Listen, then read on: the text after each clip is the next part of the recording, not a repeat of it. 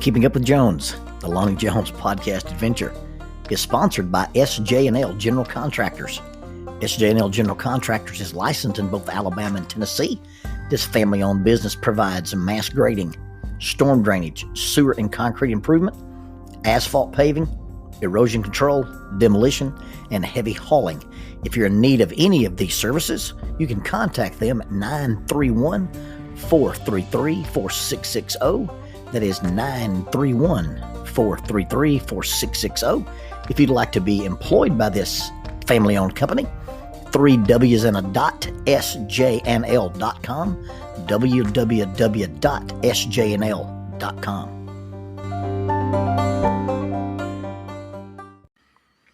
I got to shadow some guys in a sniper class one time. We do an in-house 2-week SWAT school when we get new guys on the team. And part of that training is they get cross-trained with some principles of marksmanship. The difference in shooting a sniper rifle and shooting the entry weapons is the difference in close quarter combat and taking a long distance precision shot. And that involves, learning how to manipulate a scope, learning how to dial in the distances. They call doping a scope. And once you get outside of a certain distance, everything matters. And I heard the instructor, Marcus Hendricks, repeatedly tell this group of young men, if you do the same thing the same way, you get the same results. And if you're not getting the same results, then you're not doing something the same way you did the time before. Now, Marcus is a little more articulate than I am and offers some more descriptive language. We call that the military upgrade, and we don't include that in the Lonnie Jones podcast adventure. With that in mind, I got invited to be the guest of a gentleman at his hunting club. He's an older gentleman that I have gone to church with, and he invited me graciously to come and be a guest on this nice piece of property that they have. And so I drove out into the early morning darkness and backed my truck into the pre-appointed place and waited in the dark and finally saw his lights bouncing across the road. And I followed him into a field, and then he stopped and got out and opened an iron gate, and I followed him through the gate. And we rendezvoused there with our vehicles, and I got out my hunting pack, and I got out my rifle, and I put my headgear on, and I was getting ready, dressed kind of light, and to walk up the hill. And then once I got into my hunting place, I was going to put on warmer clothes. And I usually hunt in a climbing stand, so I take a stand with me that buckles to a tree, and then you climb up it. And he goes, no, we've got a stand for you to hunt in. Oh, okay. Well, kind of show me where on the map it is, and I'll walk up there and find it. Oh, no. This hill's too steep for you to walk up. You're gonna ride up with me on my 4-wheeler. You got to understand, this gentleman is a jewel of a gentleman. He's kind and he's polite and he's loving and he's benevolent. But he's got a reputation at church as being just a little bit eccentric. Maybe eccentric to the point of squirrely. And now I'm going to ride on the back of a 4-wheeler with this guy. I watched him drive his truck into the property. And now I'm going to ride on the back of a 4-wheeler with him. Well, I get onto this 4-wheeler and we start up this massive hill, and it is an intermittent mix of whiskey throttling the 4-wheeler and stopping at the steep spots and then just giving it all the juice you can before you attack the obstacle. And I'm thinking to myself, this is how I die. And actually, worse than dying is going to be this thing going to roll over on us and cripple us, and I'm going to be paralyzed. I'd much rather die. But we've made it to the top. I survived. I had calculated one time in my mind, could I get my pistol out and get around in both of us if this thing starts to tumble down the hill so that we wouldn't suffer very long. But anyway, we get to the top. We get off the 4-wheeler. I'm tempted to kiss the ground. And we walk down this trail beside this little pond. And then he shines the light onto this tree and says, "There's your stand." And lo and behold, there's a hunting blind, a fully enclosed sides, bottom, and top attached to a tree. But now this is not a platform stand like you're used to seeing built out in a green field, or even, boards incorporated into it. This is a telephone booth stapled to a tree. There's no cross bracing. There's no underpinning. This is a birdhouse for people attached to this tree. And I look at it and I go, this is a death trap. Every ounce of my ropes course instructor training, my rappel training, my risk management training for working in the adventure education area looks at this thing and says, you do not want to get into the box of doom. There's this homemade ladder made out of 2x4s that leads up into this thing. And now there's the point of politeness. There's the point of civility. There's the point of, do you look at this kind gentleman and go, there's no way I'm getting in that? Or do you just swallow your pride, make peace with your maker, and climb into the box of doom? Well, that's what I decided to do. Normally when I hunt off the ground in my climbing stand or in a lock-on stand, I've got a safety harness on and I attach myself to the tree so that if something unfortunate happens, you have some way to arrest your fall. There's nothing here. When this thing falls, as the old joke goes, I'm going to ride it to the ground.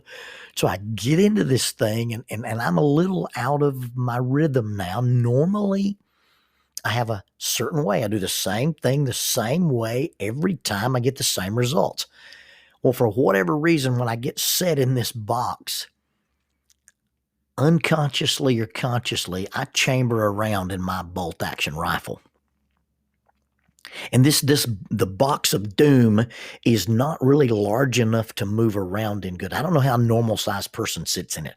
I'm a pretty compact little guy, but I'm here and I'm trying to maneuver my backpack and I'm trying to go ahead and put some things in the corners, and I've got way too much clothes on to be inside this box because it's going to get stuffy and there's really not even room to prop your rifle. So I've got my rifle on my thigh, loosely held, and I'm trying to organize some stuff. And I don't know if it was something on my jacket. I don't know if it was a tangled up backpack strap there in the darkness, but somehow, and I've only had 2 negligent discharges with a rifle in my entire life, and this was one of them. And sitting there in the dark with this 30-06 stock sitting on top of my thigh, I fire this rifle. Now, if you've ever sat inside an enclosed telephone booth and shot a rifle, the first thing that will happen is you will be stunned out of your OODA loop. The world ceases to function for just a moment. The light and the sound, you just freeze. It's like being hit with a flashbang. And then the pain comes in. Because a 30-06 is not a small caliber rifle. And when you fire one, you need to be holding it tight and squeezing it against your shoulder. And if it's not held tight, snugly against your shoulder, you get the full wrath of the recoil. And so the shock stunness goes away, the pain comes in, and you say to yourself, I've broken my leg. I've broken my femur. And you can't get in the floor. It's too small of a place to lie down and ride. So you're just sitting here in the box of doom trying to contain your pain. Now, the gentleman that I'm hunting with doesn't hear very well, and he's walking off into the dark. I see his headlamp. He never even checks up, never even turns around. So I'm here suffering from my own embarrassment and my own pain. And if I'd have just done my routine, do the same thing the same way every time, you get the same results. As it turned out, I didn't get the same result. I murdered myself with this blunt trauma impact to my leg. I don't know how many rifles I've shot. It it would be impossible to count the number of times I fired a rifle. We learned the principles of marksmanship with a Daisy BB gun that we bought at the dime store in Oxford, Alabama. Actually, I think we bought them at the newsstand in Oxford, Alabama.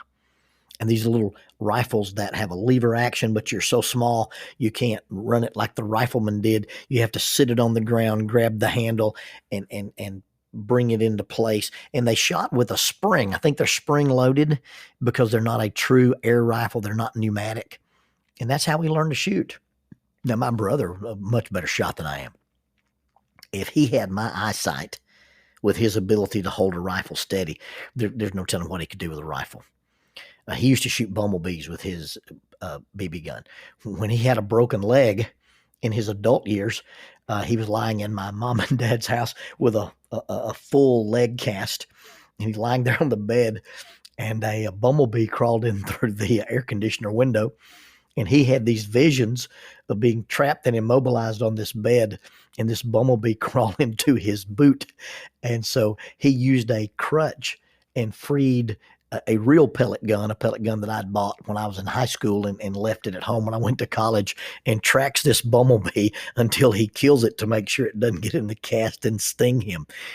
Now, the dresser that the bumblebee was climbing has pellet impacts where he had to shoot a few times. He's not as good a shot when he's on pain medicine, but he could outshoot me.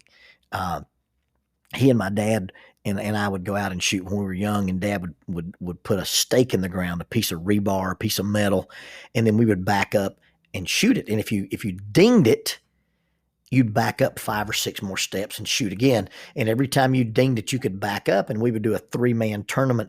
I was always out early, and I would have to spend, part of the shooting adventure standing there for what I considered to be an interminable amount of time while my dad and my brother shot this stick at ridiculous distances. But I grew up shooting a rifle, and I've shot all kinds of rifles. I've shot all kinds of calibers of rifles. I've shot all kinds of platforms of rifles. Started out with my BB gun and moved up to the 22 caliber rifle, a 22 short bolt action that my grandfather had. I've shot semi-automatic 22s. I've got a little bolt action 22 that is the exact model of my 30-06. They look just like each other, but one's a mini me of it.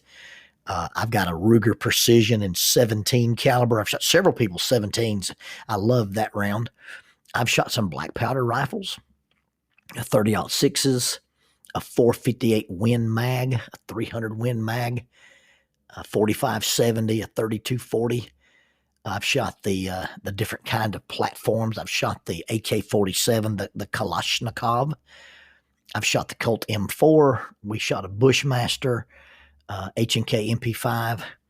I've been allowed to shoot an M24 sniper, the old rifle that SWAT used to carry, their marksmen used to carry, was the Remington XB40 and 308. I've even shot the new Nemo sniper rifles. I've shot the M16A1. I've shot them in lever action, bolt action, pump, rolling block, open breech, and lots of AR platforms. My climbing partner Troy builds some AR guns, and I've shot those. I've shot the Colt M4 model there. Now, remember, AR stands for Armalite rifle, not assault rifle. AR is a term that refers to the ubiquitous black rifles based kind of on the original predecessor, probably the M16. And I've shot those guns with open sights. I've shot them with scopes, with aim points, with EOTechs, with lasers, with red dots. I even got to shoot one time with a Cinram night vision scope. and I've shot them on single shot. I've fired them with 3-round burst, and I've fired them fully automatic, the Ayatollah of rock and rolla. I've learned to take a gun on full auto and squeeze off a single round. I've shot in live fire shoot houses. I've shot in CQB, close quarters combat scenarios, and I've shot courses at 600 meters. Now, the people who are really, really, really good shots tell me that anything, under 1,000 yards is intermediate shooting. 500 to 1,000 is intermediate. I consider 500 and out, pretty good distances, pretty good shooting. The Marines at Cherry Point, when I spoke at a church out there, told me that 500 yards with a scope was an insult because they shot regularly at 500 yards with open sights as a Marine rifleman. Marines have different standards, and Marines will be Marines. We got to shoot at a place called White Feather. And White Feather was this farm in Tennessee that they dedicated just to long distance shooting. And they hosted the SWAT team to give us kind of a tour of the place and let us see what they did there. And I got to shoot a Bagheera rifle with a spotter.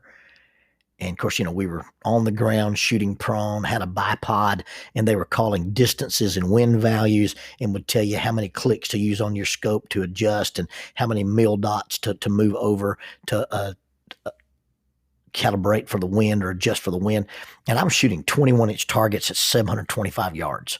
Now, to me, that's a pretty long shot, regardless of what my expert friends say. 7 football fields is a long way away to be hitting a small 21-inch target. The most interesting shooting that I've ever done was as part of a vertical access school. I was allowed to attend kind of like a rappel master class as a civilian. This class was being offered, would certify with like the Homeland Security Level 1 vertical access. And I kind of function as the rope guy for our team. We call it the de facto rappel master. And there's several guys on the team who have been to air assault school, and they're just as competent as I am. But, since I don't have any other real function on the team, they let me be the rope guy. But I was allowed to go to this class. And of course, I knew we were going to rappel, and that we were going to do Australian rappelling, and we were going to do the what they call the rock marine, or the inverted, or what I call the spider drop. I knew we were going to do rappels where we rappelled down and retrieved our own ropes. I knew we were going to do river crossings. I knew we were going to rappel in the urban environment. I knew we were going to rappel in the wilderness. Part of what they told us to bring was body armor, a helmet, a flashlight, night vision if you had it, a rifle, and a pistol. And I just thought maybe we were going to get a range day.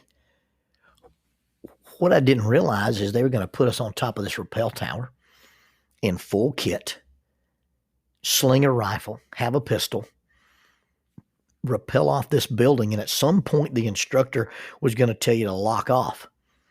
And you had to stop your rappel, and choosing any one of a number of methods, tie yourself off so that you could go hands-free, and then pull your rifle and engage targets downrange, transition to your pistol, engage targets, rappel to another level, transition to another rope, repeat the same exercise, and shoot with your offhand. So if you're right-handed on one shot, you're shooting left-handed on the other. Very unique situation in body armor in the August heat. Rappel down this building, and while you're tying yourself off and you're getting ready to shoot, they're pouring water on you from the top. Really, really challenging exercise. But when all is said and done, if you do the same thing, the same way, you get the same results.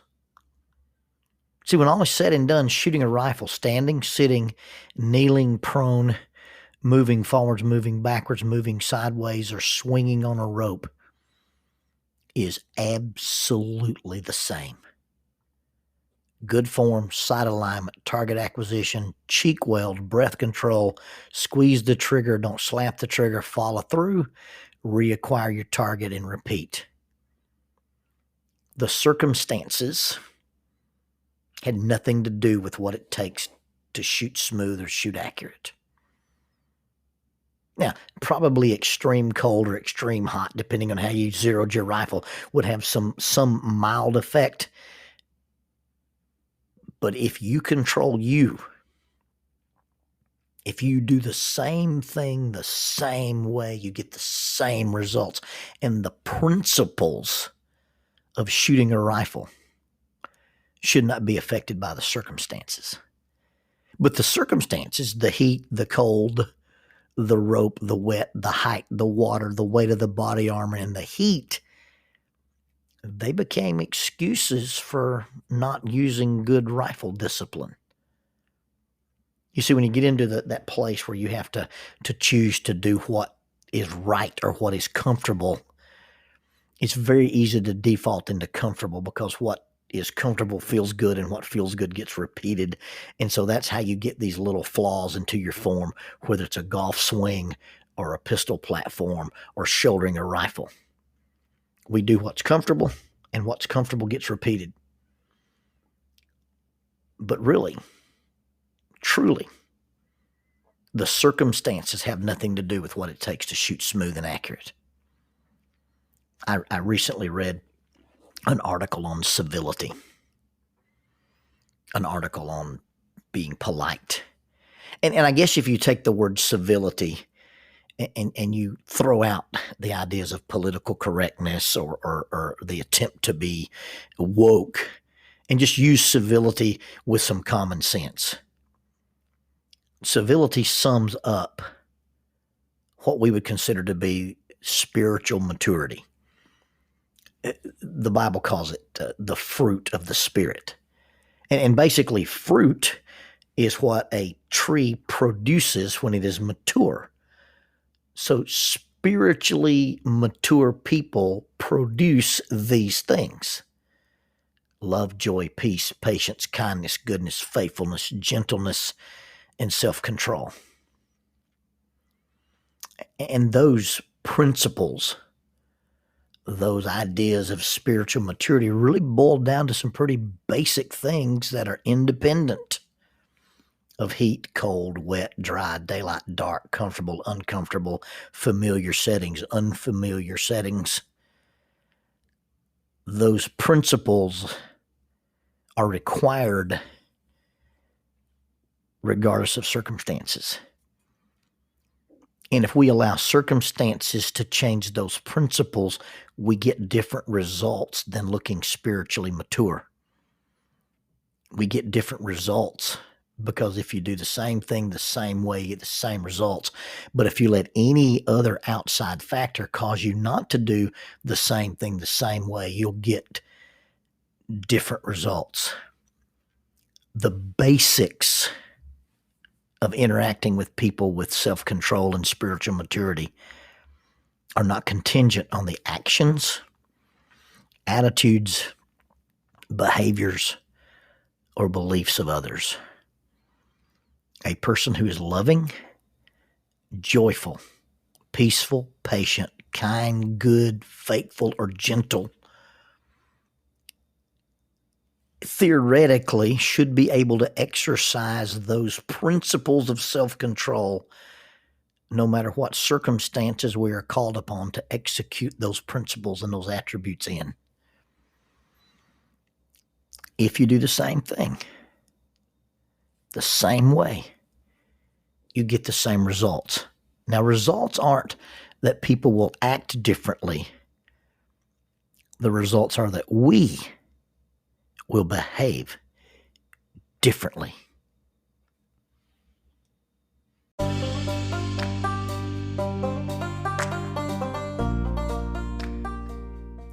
Keeping Up with Jones, the Lonnie Jones podcast adventure, is sponsored by us.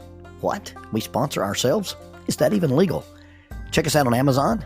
You can have access to the titles of Pedagogue, the youth ministry book by Lonnie Jones, Cognitive Spiritual Development, a Christ-centered approach to spiritual self-esteem, grappling with life, controlling your inside space, a small essay using the principles of Brazilian Jiu-Jitsu to talk about psychological and emotional self-defense, If I Were a Mouse, a children's book written and illustrated by Lonnie Jones, and then The Selfish Reel, a very short story about a decision. Also, you can check out our YouTube channel to see archived lessons and presentations from across the country, some videos with rope tricks and knots. Don't forget to visit the Facebook page 550 Guys to learn about the little rope men that we make and that we invented and that we make. And then be sure to click like, subscribe, and share. This is Keeping Up with Jones, the Lonnie Jones podcast adventure.